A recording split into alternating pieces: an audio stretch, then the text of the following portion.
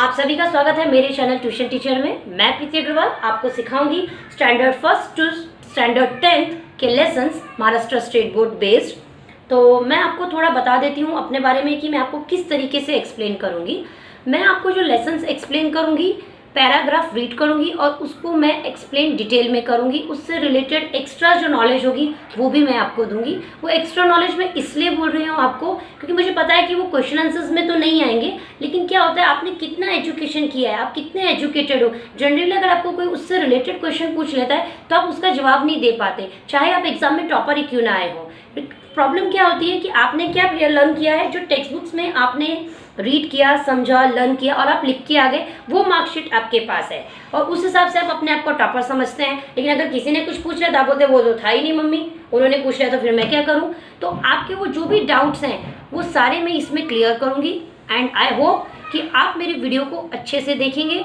और मैं वीडियोस इतने बारीकी से बनाऊंगी कि जिन बच्चों को इस बात का डर भी रहता है कि अरे इतने लेंदी आंसर रहते हैं, इस लेसन में तो कोई पिक्चर ही नहीं है, सिर्फ राइटिंग है, ये तो बहुत हार्ड लेसन होगा, ये हमें कैसे याद होगा, ठीक है, ये लेसन ओमिट ही हो जाए या मैं इसके तो फिल इन द ब्लैंक्स ही करके जाऊँगा, है ना, या टीचर फिर मुझे रिविजन दे देगी ना, बस मैं उतना ही कर लूँगा।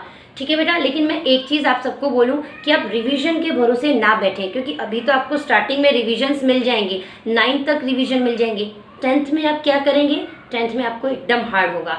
और सबसे ज़्यादा आप सब कुछ कर लें, अभी आप बुक को जो पास कर रहे हैं रिविजन से कर रहे हैं, आप पढ़ क्यों रहे हैं, लाइफ के लिए पढ़ रहे हैं। आप लाइफ को कैसे पास करेंगे, रिवीजन से पास करेंगे। आगे लाइफ में जो कुछ होने वाला है उसका क्या आपको कोई रिवीजन मिलेगा, नहीं मिलेगा। हम पढ़ते क्यों हैं कि पहले से ही हमारी जो एज होती है ना उससे रिलेटेड है ना, हमारे पोर्शंस, हमारे सब्जेक्ट्स, लेसन्स हमको दिए जाते हैं कि हम उस चुनौतियों को, उसका सामना अभी से इस उम्र में करें, क्योंकि जो भी हमें तकलीफें आती है ना वो हम अभी से ही सीखें। बड़े होके सीखने जाएंगे तो वो एज आगे आगे जाएगी, वो चीज़ सीखते सीखते हम पीछे पीछे जाएंगे। फिर एक वक्त होगा कि हमें लगेगा यार हम तो इधर ही रह गए और सामने वाला आगे चला गया। वो आगे कैसे चला गया, क्योंकि उसने सिर्फ बुक नहीं पढ़ी है, उसको समझा भी है। देखो एक कहावत है, कहावत नहीं बोलेंगे उसको, वैसे कुछ लोग बोलते हैं मजाक में, हो सकता है मैं गलत भी हो जाऊँ, मैं पीछे अपने हस्बैंड से ही पूछूंगी अगर मैं अटक गई तो। सॉरी, मैंने पहले वीडियो को रोक के ना फिर से उसको याद करने की कोशिश की। आई होप कि अभी मेरा गलत नहीं होगा, क्योंकि ऐसी लाइनों को मैं बिलीव नहीं करती हूँ। लेकिन आपको एक मोटिवेट करने के लिए, गलत मोटिवेट नहीं कि लोग आपको ऐसा गलत मोटिवेट करते हैं तो उस पर आपको ध्यान नहीं देना है। तो मैं वो लाइन बोलती हूँ, खेलोगे कूदोगे तो बनोगे नवाब, पढ़ोगे लिखोगे तो बनोगे खराब। ये क्या होता है बेटा, पता है कि कभी कभी है ना कोई ऐसा जन आपको टकरा जाता है उस टाइम पे जब आपको कोई लेसन या कोई सब्जेक्ट हार्ड लग रहा हो, तो आपको लगता है यार हाँ ये बात तो इसने सही की, कितना बड़ा आदमी है, कोई ऐसे ही बोल देगा, क्योंकि आपने कभी ये बात ना बच्चों के मुंह से नहीं सुनी होगी। ये वही लोग बोल सकते हैं जो खुद ना पढ़ने में इंटरेस्ट नहीं रखते हैं, उनको पीछे किसी का ना किसी का सपोर्ट होता है, या फिर वो अपने ख्वाबों में जीते हैं कि आज मैं ये कर लूँगा, मैं वो कर लूँगा, उसने नहीं पढ़ा तो देखो वो कितना आदमी बड़ा बन गया। तो आप मेरे स्पीच में समझे, उसने नहीं पढ़ा तो पढ़ा है ना, इसीलिए तो कुछ नहीं बना। पढ़ने के साथ साथ आपको उसको समझना भी है। बहुत लोग बोलते हैं ना किताबें बहुत पढ़ी होंगी, है ना, लेकिन लाइफ को समझना पड़ता है। तो लाइफ से रिलेटेड ही बेटा आपको बुक्स में दिया जाता है। तो आपको बुक सिर्फ पढ़नी नहीं है, उसको समझना भी है। देखो जब आप किसी चीज़ को समझते जाओगे ना तो बहुत सारी चीज़ें समझते जाओगे। तो जब आप समझने का अपने माइंड को एक्टिव कर लोगे ना और आप ये सोच लोगे ना कि नहीं नहीं हमें ये चीज़ समझनी है, जब ये चीज़ आई है ना, मैं ये चीज़ आई है तो मैं इसको अच्छे से समझूंगा, हो सकता है कि इसी चीज़ से मेरा आगे नसीब खुलने वाला है, इसी चीज़ से मैं टॉपर बनने वाला हूँ, इसी चीज़ से जो मेरे मम्मी पापा के सपने हैं या आपके सपने हैं, आपके घर वालों के सपने हैं, वो पूरे होने वाले हैं। तो आपको है ना कभी भी ये जो नॉनसेंस बोलते हैं ना कि पढ़ो लिखो मत करो, उसने इतना डिग्री ले ली, वो क्या कर रहा है, कुछ नहीं, आप कुछ इस बोलते ना इन बातों पे ध्यान मत दो, क्योंकि आप कोई भी फील्ड पकड़ लो, कुछ भी कहीं भी देख लो, आपको पढ़ाई दिखेगी ही दिखेगी। ठीक है, और बेसिक तो कम से कम आपको आज की तारीख में आना ही चाहिए, क्योंकि आज आप देखो ऑनलाइन का ज़माना है और ज़्यादा क्या है इंग्लिश, ठीक है, अदर लैंग्वेजेस में भी होता है, लेकिन आप पढ़ते लिखते हो ना तो आपकी बॉडी लैंग्वेज से भी मालूम पड़ता है कि आपने इतना पढ़ा लिखा है, आपका उतना माइंड एक्टिव है। ठीक है, तो आई होप फ्रेंड्स कि आप पढ़ने लिखने को ऐसे कभी गलत नहीं समझेंगे, अरे ये पढ़ने से क्या होता है, ये तो मैं पढ़ ही रहा हूँ, 8 तक तो पास हो ही जाऊँगा, मैं तो सिर्फ 10th ही करने वाला हूँ। ऐसा कुछ नहीं करना है। जब आप एक एक चीज़ें पार करते जाओगे समझ के, तो आपको पढ़ाई कभी भी हार्ड नहीं लगेगी। ये मैं अपनी तरफ से आपको बोल रही हूँ। क्यों? क्योंकि मेरे 2 बच्चे हैं, एक 6th में है और एक 5th में। मैं दोनों को इसी तरीके से पढ़ाती हूँ कि उनको कभी भी ऐसे पढ़ाई के नाम से ना डर नहीं लगे कि नहीं अरे ये सब्जेक्ट निकालना है, वो अरे ये मुझसे नहीं होगा, ऐसा नहीं। और मैं आपको थोड़ा सा बता दूं कि दोनों ही अपने क्लास में स्कूल में टॉपर है, और आने वाले वीडियोस में मैं आपको उनसे मिलवाऊंगी भी, तो आपको ये समझ में आ जाएगा कि हाँ, जो मैं बोल रही हूँ वो मैं गलत नहीं बोल रही हूँ। तो आप, मैं समझती हूँ कि आप अभी, सिर्फ मैं चाहती हूँ कि मेरा फर्स्ट वीडियो है तो आई थिंक मैं थोड़ा सा अटक जा रही हूँ। तो अभी मैं होप करती हूँ कि आपको जो भी मैं वीडियो में समझाऊंगी उस पर आप पूरा कॉन्सेंट्रेट करेंगे और ध्यान से समझेंगे। 1-2 वीडियो से ही आप मेरे समझ जाएं कि आपको क्या लगता है कि आप टॉपर बन पाएंगे, क्योंकि जो भी टॉपर बनने के लिए चीज़ें हैं वो मैं आपको अपने वीडियोज़ में बताऊँगी। तो आज मैं आपको स्टैंडर्ड 5th EVS 2, आप कोई EVS 2 बोलता है, कोई हिस्ट्री बोलता है, तो उसका lesson number 3 life on earth explain करूंगी। तो मैं अपने कंप्यूटर पे लगा देती हूँ। ठीक है, लाइफ ऑन अर्थ। अगर आपके पास टेक्स्ट बुक है तो आप टेक्स्ट बुक ओपन कर लीजिए। अगर आपके पास टेक्स्ट बुक नहीं है तो अगर आपको यहाँ से दिख रहा है तो ये देख लीजिए, नहीं तो आप टेक्स्ट बुक खोल के उसको और डिटेल में देख लीजिएगा। तो फ्रेंड्स, स्टूडेंट्स, मैं इसको शुरू करती हूँ। देखो, life on earth lesson number 3। अब देखो, अब स्टार्टिंग में देखो इसमें क्या दिया है, पॉइंट्स दिए हैं। 3.1 formation of the earth, 3.2 beginning of life on the earth, 3.3 the animal world on the अर्थ। यानी इसमें हमें 3 पॉइंट्स पढ़ने हैं। कौन से पढ़ने हैं? Formation of the earth, beginning of life on the earth, the animal world on the अर्थ। यानी वो लेसन में पहले से ही एक इंट्रोडक्शन में उन्होंने बता दिया है कि आपको इस लेसन में ये चीज़ें पढ़नी हैं। ठीक है, अब मैं आपको, जैसे मैंने आपको बोला कि मैं आपको टॉपर बनाऊंगी, क्योंकि देखो आप जो क्वेश्चन आंसर याद करते हो, जो क्वेश्चंस आपके दिमाग में है, या आपका कोई फ्रेंड हो या आपके रिलेटिव्स हो या कोई भी हो, तो उनको तो उतना नहीं आता होगा ना कि भाई कौन सा क्वेश्चन आया था, आपने बोले लेंथी आंसर लर्न कर लिया, ब्रीफ आंसर लर्न कर लिया। वो तो क्वेश्चन आपको नहीं पूछेंगे कि हाँ देखो बताओ ब्रीफ आंसर सुनाओ, क्योंकि उनको वो क्वेश्चन नहीं मालूम। तो वो कैसे क्वेश्चन आपको पूछते हैं कि जो जनरल सबको पता हो। फॉर एग्जाम्पल, अभी मैं अगर आपको पूछूं, हो सकता है आप में से बहुत स्टूडेंट्स को पता भी हो और ना पता हो, तो इसलिए मैं सबके हिसाब से वीडियो बना रही हूँ कि देखो ये 3 पॉइंट्स है, ये तो आपको समझ में आ गया। अगर ये 3 पे मत देखो, 1 2 3, तो ये तो आपको समझ में आ गया कि ये 3 पॉइंट्स इसलिए दिए। लेकिन उन्होंने 3.1 क्यों लिखा है, ये मैं आपको बताना चाहूँ। 3.1 इसलिए लिखा है बच्चा कि ये लेसन नंबर 3 है। ठीक है, ये लेसन नंबर 3 है, इसलिए उन्होंने 3.1 लिखा है। आप इससे पहले वाला लेसन नंबर 2 देखेंगे या नेक्स्ट लेसन नंबर 4 देखेंगे, ठीक है, आप चाहो तो वीडियो अभी रोक के देख लो या फिर मेरा वीडियो देखने के बाद आप देख लो, तो आपके सारे डाउट क्लियर हो जाएंगे।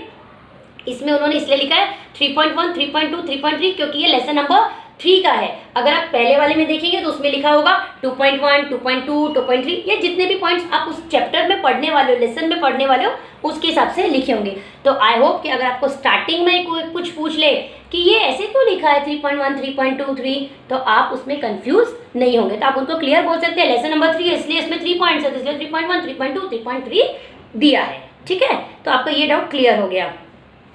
एंड सेकेंड चीज़, अब मैं आपको एक और बताती हूँ। आप एक लेसन पे इस पर जब देखेंगे तो लाइफ ऑन अर्थ है ना, तो इसमें जो 3.1 का है फॉर्मेशन ऑफ द अर्थ, इन्होंने इसको रेड कलर से लिखा है। इसको रेड कलर से क्यों लिखा है? क्योंकि हमको 3.1 पढ़ना है। जब उनका वो कंप्लीट हो जाएगा पॉइंट, तो फिर वो 3.2 चला जाएगा। ठीक है, उसके बाद 3.3 आएगा, वो नेक्स्ट पेज पे आएगा। ठीक है, तो अभी मैं आपको 3.1 formation of the earth explain करती हूँ। पहले मैं लेसन एक बार रीड कर देती हूँ, फिर मैं उसको एक्सप्लेन कर देती हूँ। ठीक है,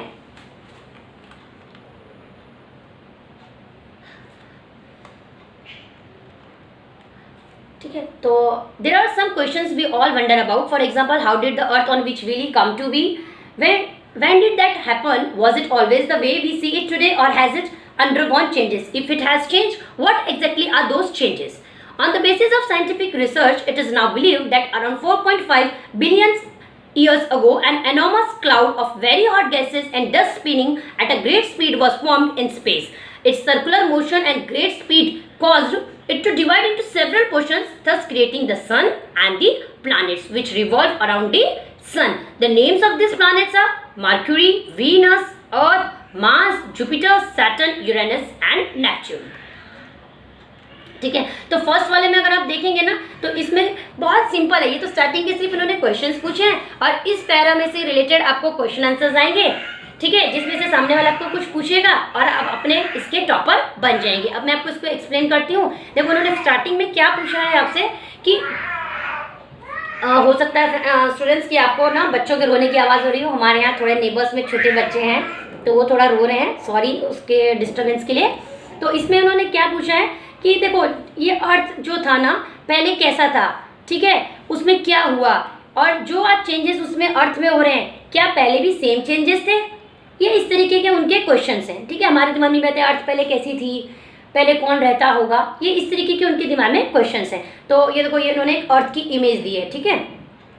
अब देखो उन्होंने अभी क्या बताया कि अभी ये जितने क्वेश्चंस हैं और जो भी चेंजेस हैं उसका किससे रिसर्च किया उन्होंने, साइंटिफिक रिसर्च से बिलीव किया गया है कि 4.5 बिलियन ईयर्स अगो अर्थ फॉर्म हुई, ठीक है। कितना 4.5 बिलियन ईयर्स अगो, ये आपको हमेशा याद रखना है। अर्थ का फॉर्मेशन कैसे याद रखना है, 4.5 बिलियन ईयर्स अगो जरूर बोलना है, पहले, ठीक है ना, पहले। एक एनॉमस मतलब बहुत बड़ा, विशाल, ठीक है। एक क्लाउड क्लाउड था जिसमें कि बहुत हॉट गैसेस थी, गर्म गैसेस थी और डस्ट था। डस्ट मतलब बोलते हैं ना मट्टी टाइप का डस्ट था जो स्पिन, आपने देखा वो टॉप बोलते हैं, टॉप आपने खेला होगा, टॉप गोल गोल गोल करके घूमता है और हम लोग लट्टू बोलते हैं, लट्टू। जैसे वो कैसे गोल गोल गोल गोल घूमता है, ऐसी जो डस्ट था ना वो ऐसे गोल गोल गोल गोल था और वेरी हॉट गैसेस थी, किसमें, क्लाउड केस में। और वो एकदम ग्रेट स्पीड से ना कहाँ पर जाके फॉर्म हुई, स्पेस में। कहाँ पर जाके फॉर्म हुई, स्पेस में। और उसकी वजह, उसके सर्कुलर मोशन और ग्रेट स्पीड की वजह से है ना वो क्या हो गया ना, डिवाइड हो गया, सेवरल मतलब बहुत सारे पार्ट्स में डिवाइड हो गया, ठीक है। क्या डिवाइड हो गया, हॉट गैसेस और डस्ट स्पिनिंग जो कि ग्रेट स्पीड और सर्कुलर मोशन से स्पेस में गया, ठीक है। और वो सेवरल मतलब बहुत सारे, मेनी पार्ट्स में डिवाइड हो गया, जिसमें कि उससे क्या क्रिएट हुआ, सबसे पहले उन्होंने बताया सन, ठीक है, और प्लैनेट्स। तो प्लैनेट्स तो आपको मालूम ही होगा, आपने बहुत टाइम से पढ़ते रहे, Mercury, Venus, earth, Mars, Jupiter, Saturn, Uranus and Neptune, ठीक है। और ये जितने प्लैनेट्स हैं ये किसके अराउंड रिवॉल्व करते हैं, सन के। ये तो हम पहले से ही पढ़ते आ रहे हैं, अगर आपको कुछ कंफ्यूजन है तो भी मैं रिपीट कर देती हूँ। सन के अराउंड में रिवॉल्व करते हैं प्लैनेट्स, कौन कौन से, Mercury, Venus, earth, Mars, Jupiter, Saturn, Uranus and Neptune, ठीक है। तो और अर्थ कितने टाइम पहले फॉर्म हुआ था, 4.5 बिलियन ईयर्स अगो। और क्लाउड जो था, एनॉर्मस क्लाउड था, उसके अंदर क्या था, very hot gases and dust. Spinning नहीं करना है, स्पिनिंग नहीं है, स्पिनिंग तो उसका वो उन्होंने बोलते ना मोशन दिखाया कि कैसे हो रहा था वो गोल स्पीड से। तो क्या था क्लाउड के अंदर, very hot gases and the dust spinning. और वो कैसे आया, ग्रेट स्पीड से आया, ठीक है। देखो वेरी हॉट गैसेस को उन्होंने ग्रेट स्पीड से बताया और जो डस्ट स्पिनिंग है उसको उन्होंने सर्कुलर मोशन। देखो टॉप कैसे चलता है, लट्टू कैसे चलता है, गोल गोल गोल गोल चलता है ना, ऐसी उन्होंने पहले बताया। डस्ट स्पिनिंग कैसे मोशन में आया, सर्कुलर मोशन में आया। और जो वेरी हॉट गैसेस है वो किस स्पीड से आया, ग्रेट स्पीड से आया। और उसका क्या हो गया, सेवरल पार्ट्स हो गए। तो आई होप आपको ये पूरा समझ में आ गया, ठीक है। अब हम 3.1 हमने पढ़ लिया, अब हम 3.2 का देख लेते हैं, beginning of life on the earth. Among this planet, the Earth is the only planet where life is known to exist. After the formation of the Earth, it took about 80 crore years for its surface to cool down and for water bodies to be formed on it. It is believed that various kinds of unicellular organisms or living things first appeared in water. They are known as protozoa. Gradually, multicellular living things developed from this unicellular world. The protozoa are so tiny that they cannot be seen with the naked eyes. We need a microscope to see them. ठीक है। तो ये second point भी मैंने आपको read कर दिया, तो मैं आपको इसको बता देती हूँ। देखो अब लाइफ की अर्थ जो थी ना, लाइफ अर्थ में बिगिनिंग उसकी कैसे हुई, ठीक है। अब सबसे पहले है ना बिगिनिंग वर्ड देखो, बिगिनिंग वर्ड की बच्चे स्पेलिंग रॉन्ग कर देते हैं, वो बिगिन कर लिखते हैं BIGIN, ठीक है, फिर ING कर देते हैं। तो आपको ये ना डबल N याद रखना है, ये छोटी छोटी बातें हैं जो आपको याद रखनी है, ठीक है। बिगिनिंग की स्पेलिंग आप गलत नहीं करना। अब देखो इतने सारे प्लैनेट्स थे, अभी मैंने पहले ही प्लैनेट्स के नाम रीड किए थे, Mercury, Venus, earth, Mars, Jupiter, Saturn, Uranus and Neptune. देखो मैं बातों को बहुत बार रिपीट करूंगी, अगर आप ध्यान दोगे ना तो आपको बाद में ना क्वेश्चन में आगे ना नेम द प्लैनेट्स, तो आप पहले याद करोगे तो आपको याद करने की भी जरूरत नहीं होगी।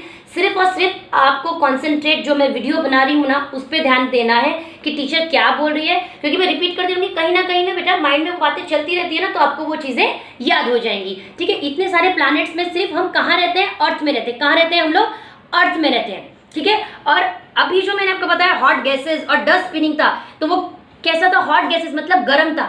ठीक है, गर्म था, उसको कूल डाउन होने में, ठीक है, कूल डाउन होने में कितना टाइम लगा।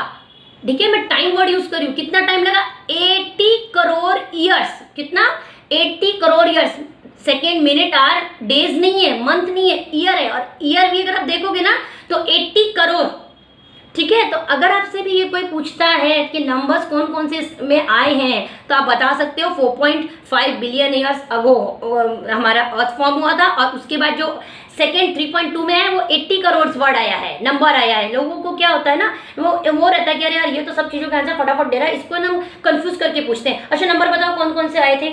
हाँ, तो बता देंगे 4.5 बिलियन ईयर्स को अर्थ के लिए आया था, और 80 करोड़ वो जो हॉट गैसेस थी उनको कूल डाउन होने के लिए नंबर आया था। ठीक है, और उसके बाद जब वो कूल डाउन हो गई, क्या कूल डाउन हो गई, हॉट गैसेस, उसके बाद ना वाटर बॉडीज बनी ना। What is water bodies, I know कि आपको पता होगा। वाटर बॉडीज मीन्स सी, रिवर, लेक। ठीक है, उसके बाद वाटर बॉडीज बनी, उसको जो हम बोलते हैं वाटर बॉडीज, नदी, समुद्र।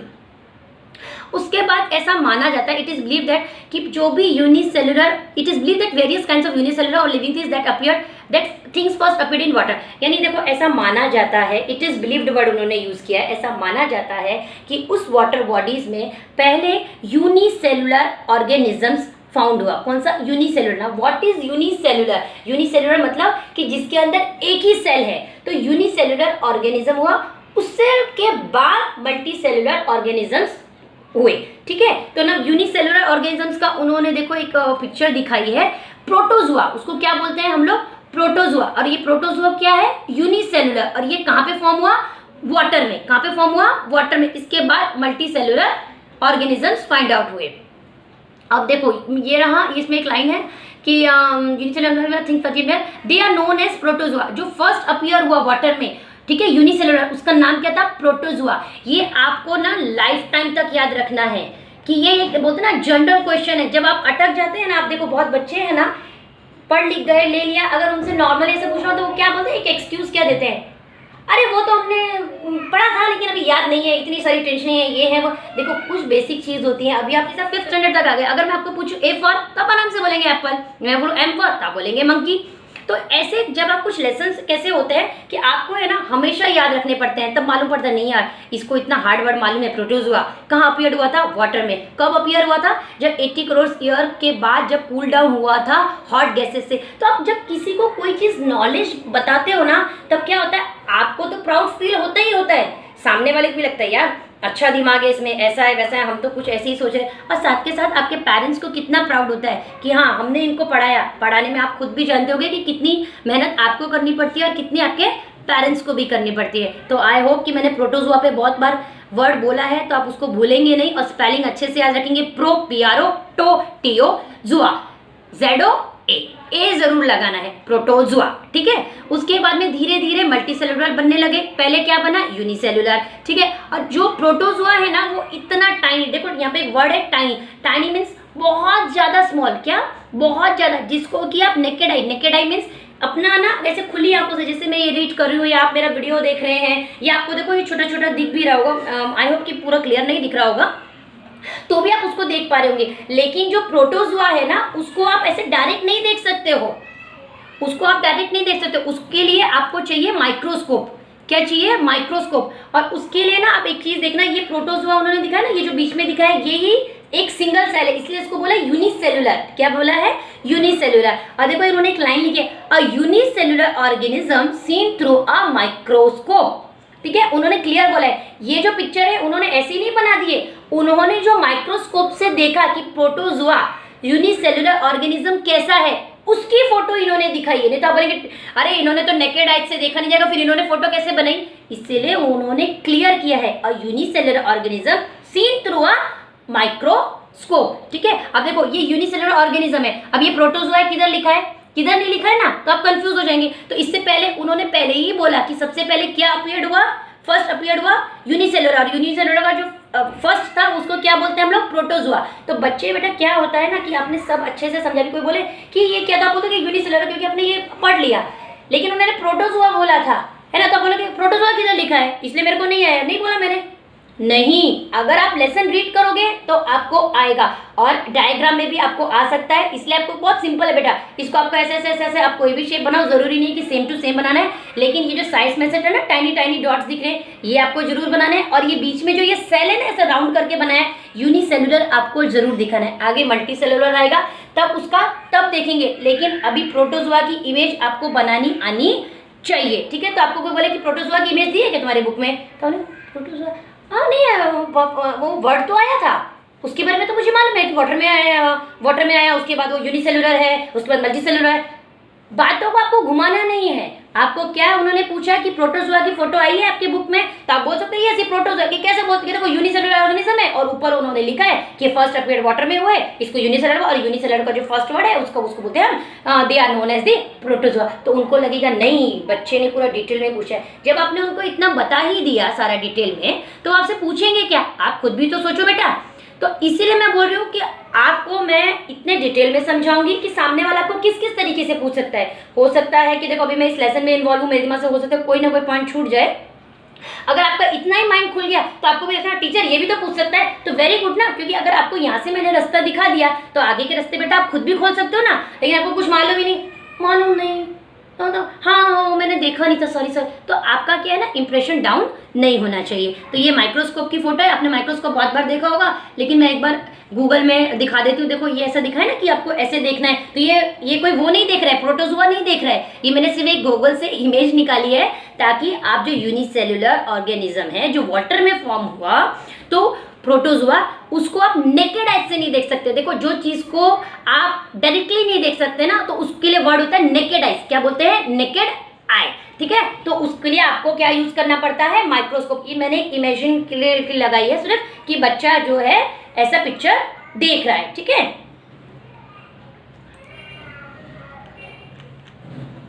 एंड अभी ये लास्ट है, simple, the 3.3 the animal world on the life. देखो पहले उन्होंने वहाँ बता दिया कि अर्थ कैसे बनी, ठीक है, और उसके बाद उन्होंने बताया कि लाइफ बिगिनिंग कैसे शुरू हुआ, ठीक है। और अभी है 3.3 the animal world on the earth. देखो इसमें बहुत सारे इन्होंने एनिमल्स वगैरह दिखाए हैं, ठीक है। तो अभी मैं इसको रीड कर देती हूँ, फिर मैं इसको भी एक्सप्लेन कर देती हूँ। The living world on the earth consist of plants and animals. Here we shall take into account the animal world. The following are some of the main characteristics of animal breed, animal move in order to get food or for other purposes. Animals of some species lay eggs and their young ones are born out of eggs. Animal of some other species give birth to their young ones, ठीक है। And आगे कुछ नहीं है, ये मैं आपको explain कर देती हूँ। लेसन बहुत सिंपल है, अगर आपने ध्यान से समझा होगा। अब थर्ड वर्ड क्या दिया उन्होंने, एनिमल्स। देखो हम इसमें लिविंग वर्ल्ड में क्या कंसिस्ट है, प्लांट्स और एनिमल्स, और हम लोग ह्यूमन बींग्स भी हैं, लेकिन इधर उन्होंने ह्यूमन बींग्स नहीं किया, सिर्फ प्लांट्स एंड एनिमल्स किया है। तो इसमें इन्होंने प्लांट्स का लेसन तो मैं जिक्र नहीं किया, सिर्फ किसके बारे में बताया,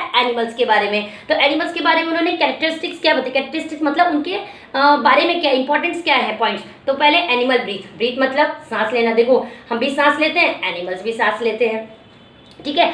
animal move in order to get food और फॉर अदर पर्पस। अब देखो उन्होंने क्या बोला है कि जो एनिमल्स है ना वो मूव करते हैं किसके लिए, फूड मतलब खाने के लिए। फॉर एग्जांपल आपके आजू बाजू आप देखते होगे डॉग है, ठीक है, कोई उसको बिस्किट्स देता है, अगर वो उधर है तो किसी ने बिस्किट डाला तो आ जाता है। काव है, हम लोग उसको रोटी देते हैं, और आपके आसपास अगर गॉट होगी तो आपने गॉट को भी देखा होगा। इस तरीके से मैं आपको बता दिया। एंड फॉर अदर पर्पसेस, वो रोम भी करते हैं। अदर पर्पसेस अगर कोई पूछे कि अदर पर्पस क्या बताओ, तो उन्होंने तो बता दिया कि सारा हम ही बताएंगे या सारा टेक्स्ट बुक वाले बताएंगे।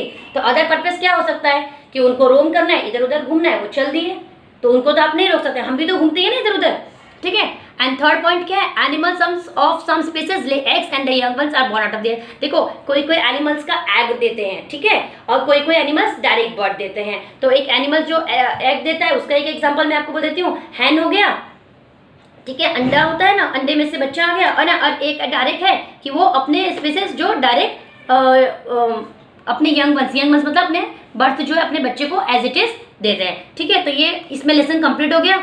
और आई होप कि आपने पूरे अच्छे से समझा होगा। इसमें कुछ भी हार्ड नहीं है, लेकिन ये लेसन इसलिए इतना इंपॉर्टेंट है कि इसमें की कुछ ऐसे जर्नल पॉइंट्स हैं कि आपको आगे जाके है ना वो चीज़ें काम आएंगी। और आपको मैं एक बार वन लाइन में है ना आपको ये कितना समझ में आया, मैं कुछ चीज़ रिपीट कर देती हूँ, आप अपने मन में बोलिए कि आप खुद देखिए कि आपको आया नहीं आया। कितने बिलियन ईयर अगो अर्थ फॉर्म हुआ? 4.5 ईयर्स अगो, है ना। वो जो क्लाउड था उसके लिए कौन सा वर्ड यूज किया उन्होंने? एनॉर्मस। कौन सा यूज किया? एनॉर्मस। एनॉर्मस मतलब विशाल, बड़ा, ठीक है। एनॉर्मस क्लाउड फाउंड हुआ, उसके अंदर क्या था? Very hot gases and the dust, ठीक है। और वो किस स्पीड से है? ग्रेट स्पीड से। और कौन सा मोशन मैंने बोला था? सर्कुलर मोशन, ठीक है। और उसमें क्या सेवरल पार्ट्स हो गए, जिसमें कि पहले सन हुआ और बाकी के ये प्लैनेट्स हो गए, जो मैंने आपको नाम रिपीट कर दिए, फिर से कर देती हूँ। Mercury, Venus, earth, Mars, Jupiter, Saturn, Uranus and Neptune, ठीक है। और यहाँ पे तो मैंने अभी इसको तो बहुत ही बार एक बोल दिया था कि प्लैनेट्स में हम कौन से प्लैनेट में रहते हैं? अर्थ में रहते हैं। और वो जो 4.5 बिलियन ईयर्स अगो अर्थ फॉर्म हुई थी, तो उसको कूल डाउन होने में कितने ईयर्स लगे? 80 करोड़ ईयर्स लगे। उसमें से क्या वाटर बॉडीज फॉर्म हुई, उस वाटर बॉडीज में क्या हुआ? Unicellular organism. उस यूनिसेलुलर ऑर्गेनिज्म को हम क्या बोलते हैं? प्रोटोजुआ। वो कौन सा? यूनिसेलुलर। उसके बाद में मल्टीसेलुलर आया, और उन्होंने जो इमेज दी है ये यूनिसेलुलर की दी है। यूनिसेलुलर मतलब प्रोटोजुआ की दी है, ठीक है। और ये जो इमेज दिख रही है, ये माइक्रोस्कोप से अगर हम देखेंगे तो ये इस तरीके से आपको दिखेगा, ठीक है। 3.3 में अगर हम जाएंगे तो आप देखो उन्होंने प्लांट्स और एनिमल्स हमारे अर्थ पे ये बताया, और उसके बाद में एनिमल्स की कैरेक्टरिस्टिक्स बताई। ये थर्ड वाला आपको लग रहा है टीचर ये में से याद नहीं होता, तो दो आएंगे, मैं तो 2 ही लिख के आ जाऊंगा। नहीं, बहुत सिंपल है, इसको पार्ट पार्ट में करो ना। Animal of some species lay egg, है ना, and their young ones are born out of egg. Animals of other species give birth to their young ones. तो ये मैंने यहाँ पर चैप्टर क्लोज कर देती हूँ मैं अभी। तो मुझे लगता है कि आपको बहुत अच्छे से समझ में आएगा। इन केस अगर आपको अभी भी कोई डाउट है तो आप मुझे कमेंट करें कि टीचर मुझे ये समझ में नहीं आया है, तो मैं आपका वो डाउट जरूर क्लियर करूंगी।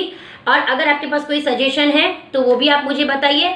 एंड आपको मेरा वीडियो अच्छा लगा हो तो उसे लाइक शेयर जरूर करिए, और मेरे चैनल को सब्सक्राइब भी जरूर करिए। मिलते हैं एक नेक्स्ट वीडियो में, तब तक के लिए थैंक यू।